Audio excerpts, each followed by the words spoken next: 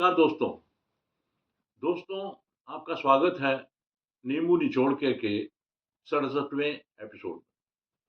अब तक के जो 66 एपिसोड आप लोगों ने देखे, उसमें कुछ क्वेरीज आई हैं, कुछ लोग मुझे मिले हैं और उन्होंने मुझसे एक बहुत कॉमन सा सवाल पूछा है कि स्वर्ग और नर्क ये क्या हैं और आदमी स्वर्ग कैसे हासिल करता है और नर्क आदमी को क्यों भोगना पड़ता है।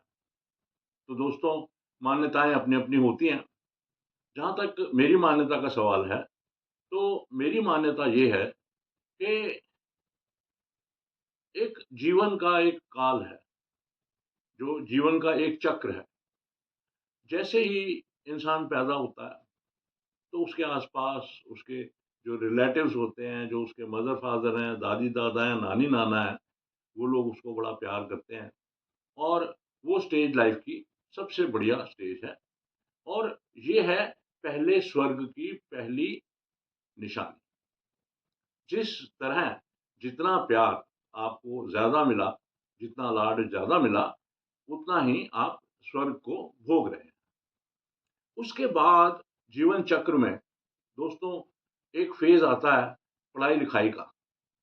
तो हम जितने भी बच्चे होते हैं, हम भी जब बच्चे थे, तो पहले लोअर केजी, फिर अपर केजी, फिर फर्स्ट, सेकंड, थर्ड, फोर्थ करते-करते 12वीं क्लास तक की शिक्षाएँ आती हैं।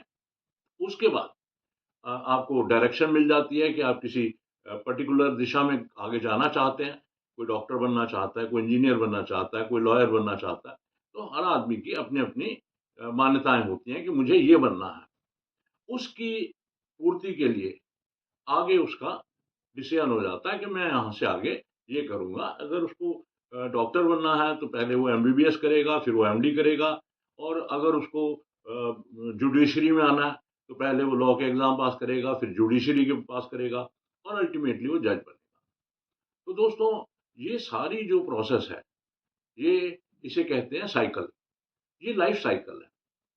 तो इस लाइफ साइकिल में 32 से 35 साल तक की जो आपकी मूवमेंट है, ये सफ़र है, इसमें आपकी दिशा निर्धारित हो जाती है। अब क्या हुआ? अब आप 32 के हो गए, 35 के हो गए, 36 के हो गए, अब आप एंटर कर गए another stage of life. Cycle के एक और चक्र में आप आ गए और ये चक्र है फैमिली का, परिवार का।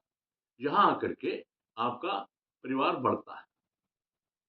पति मिलता है, अगर औरत है तो उसे पति मिलता है, आदमी है तो उसे पत्नी मिलती है।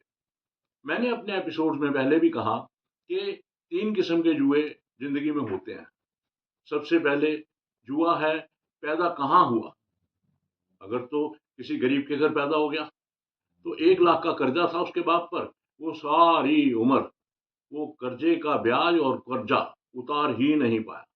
क्योंकि ना एजुकेशन मिल पाई ठीक से और ना ही किसी को उस पर विश्वास हुआ और साहूकार ने जो बही में लिख दिया वही उसके लिए मान्य हो गया, उसको वो मानना ही पड़ेगा। दूसरी तरफ अगर आप पैदा हो गए किसी अमीर के यहाँ, तो आपने लाख बिगाड़ा, आपको 10 लाख मिल गया। आपने 10 लाख बिगाड़ा, आपको 1 करोड़ मिल गया। आपने 1 करोड़ बिगाड़ा, तो आपको 10 करोड़ मिल गया। तो ये ज़िंदगी का पहला जुआ है। दूसरा जुआ आता है कि आपको जीवन साथी कैसा मिला? अगर एक अच्छी गृहिणी एक इंसान की लाइफ में आ जाती है, तो वो 20,000 रुपए के अंदर भी, 30,000 के अंदर भी एक अच्छी रसोई बना सकती है। आप उससे ये उम्मीद कर सकते हो कि जो हम एक कहावत भी सुनते हैं कि रहीमन इतना दीजिए जामे कुटुम्ब समाए, मैं भी भूखा ना रहूँ, साधु भूखा ना जाए। तो अगर आपको ऐसी पत्नी मिली जो अच्छी है, तो वो किसी आए गए का भी सम्मान कर लेगी, उसको खिला-पिला भी देगी और घर के परिवार के किसी सदस्य को किसी चीज़ की कोई कमी नहीं होने देगी, लो बजट के अंदर भी। लेकिन वही अगर गृहिणी अच्छी नहीं है, तो आप लाखों दे दो, वो कोई फ़ायदा नहीं होगा उसका। तो दोस्तों, ये था दूसरा जुआ। अब आ गए तीसरे जुए पर। तो तीसरा जुआ है कि आपको संतान कैसे मिले। अगर संतान अच्छी मिल गई, तो फिर वो कहावत आएगी, पूत सपूत तो धन क्यों संचय, पूत कपूत तो धन क्यों संचय। तो यानी कि आपने अगर कपूत पैदा किया है बच्चा, तो आप जितना मर्जी उसके लिए इकट्ठा कर लो, वो सब बिगाड़ देगा। और अगर सबूत किया है, तो आपको उसको कुछ बैंक बैलेंस देने की ज़रूरत ही नहीं है। वो तो खुद कमा लेगा, वो तो खुद कमा के आपको देगा। तो ये जीवन के 3 बड़े-बड़े जुए होते हैं नॉर्मली। तो दोस्तों, हम बात कर रहे थे स्वर्ग और नर्क की। तो ये एक साइकिल चलती है 35 से लेकर के लगभग 60 साल तक ये ज़िम्मेदारियाँ रहती हैं। बच्चे पैदा होते हैं, जवान होते हैं, बड़े होते हैं, उनकी शादियाँ होती हैं, उनके बच्चे आगे पैदा हो जाते हैं। यहाँ आकर के बड़े किस्मत वाले लोग होते हैं जो 60 साल की लाइफ को क्रॉस करते हैं। अगर आप प्रैक्टिकली बात करें, तो जीवन जीवन बीमा की जितनी भी कंपनियां हैं 60 साल के बाद बीमा नहीं देती। यानी कि जो इंश्योरेबल एज है वो नॉर्मली 60 साल होती है। और अगर आपने जवानी में, बचपन में अगर 70 साल की पॉलिसी ले लिया है, तो वो तो एक अलग बात है। लेकिन आप 60 साल के बाद अगर कोई पॉलिसी लेने जाएंगे, तो कोई भी कंपनी आपको बीमा नहीं देगी। यहाँ से दोस्तों, यहीं से अगर आप जिंदा हैं, तो यहीं से स्वर्ग और नर्क ये आपको महसूस होना शुरू हो जाएगा। कैसे महसूस होगा? आपको कुछ चीजें हैं, जैसे पैसा तो बहुत है आपके पास, बेशुमार पैसा कमाया आपने अपने 25-30 साल के सफर में। झूठ बोले, सच बोले, कपट किया, छल किया, जो भी किया, आपने पैसा बड़ा कमा लिया। लेकिन आपके घर के अंदर कौन घुस गया? आपके घर के अंदर घुस गया कलेश। और जिस घर में कलेश चला गया, वहां जीवन सामान्य हो ही नहीं सकता। तो दोस्तों, ये नरक की तरफ चल पड़ा। पैसा होने के बावजूद ये नर्क नर्क में जा रहा, चला गया, इसको नर्क आ गया इसका। दूसरी बात कि आजकल बच्चे अपने माँ बाप के साथ रहना पसंद नहीं करते। मैं कल ही की बात है, मैं होली मिलन पर वृद्धाश्रम गया था, वृद्धों से मिलने, उनका आशीर्वाद लेने। तो मुझे बड़ा दुख हुआ कि हमारे जैसे देश में, जहाँ जहाँ माँ बाप इनको भगवानों का रूप संज्ञा दी गई है, वहाँ पर ऐसे भी लोग हैं जो अपने माँ बाप का जायदाद लेकर के, उनको लूट करके अपने घर से बाहर निकाल देते हैं, और वृद्धाश्रम से ये उम्मीद करते हैं कि वृद्धाश्रम वाले उनको पालें। बड़ा दुख हुआ देख करके, सुन करके, लेकिन क्या कर सकते हैं, संस्कार है। ये जो बच्चे जिन्होंने निकाला है, उनका उतना कसूर नहीं है। उनसे ज्यादा वो कसूरवार हैं बुजुर्ग लोग, जिन्होंने, जब वो जरूरत नहीं थी, सारी जायदाद उनके नाम पर लिख दी और निहत्थे होके बैठ गए। यहाँ पर मैं कहूँगा कि दोस्तों, जो 60 साल के ऊपर की उम्र के हैं, चाहे रिटायर हुए हैं, चाहे कुछ है, चाहे कुछ है, अपने हाथ से, अपने जीते जी, आप अपनी जो धन दौलत है, उसको अपने मरने के बाद के लिए तो विल कर दो, लेकिन मरने तक नहीं। बच्चों का जो लालच है, वो आपकी दौलत पे है। तो उनका लालच अगर आपने पूरा कर दिया, तो वो आपको लात मार के बिल्कुल बाहर निकालेंगे ही। मैंने ये देखा है, अक्सर ऐसा होता है, और वृद्धाश्रम भरा पड़ा है ऐसे बुजुर्गों से। तो दोस्तों, हम बात कर रहे थे स्वर्ग और नर्क की। तो 60 साल के बाद अगर आप जिंदा हैं, तो स्वर्ग क्या है? तब स्वर्ग आता है 3 चीजों के लिए बोलते हैं। पहले बोलते हैं निरोगी काया। जी हाँ, आपने सही सुना, निरोगी काया। अगर आप 60 साल से क्रॉस हो गए हैं और उसके बावजूद हृष्ट पुष्ट हैं, वॉक करते हैं, योगा करते हैं, अच्छा खाना खाते हैं, अपना सब कुछ करते हैं, तो आप स्वर्ग ही जी रहे हो। निरोगी काया पहली कंडीशन। दूसरी कंडीशन, पास हो माया।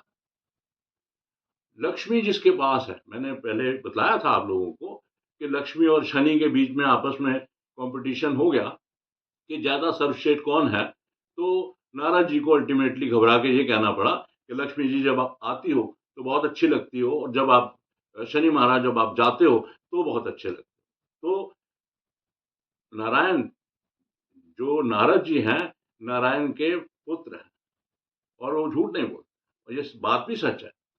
तो दोस्तों, पहला गुण या स्वर्ग की पहली कंडीशन निरोगी काया, दूसरी कंडीशन पास हो माया, और तीसरी कंडीशन बहुत इंपॉर्टेंट है ये दोस्त, तीसरी कंडीशन है पुत्र आज्ञाकारी।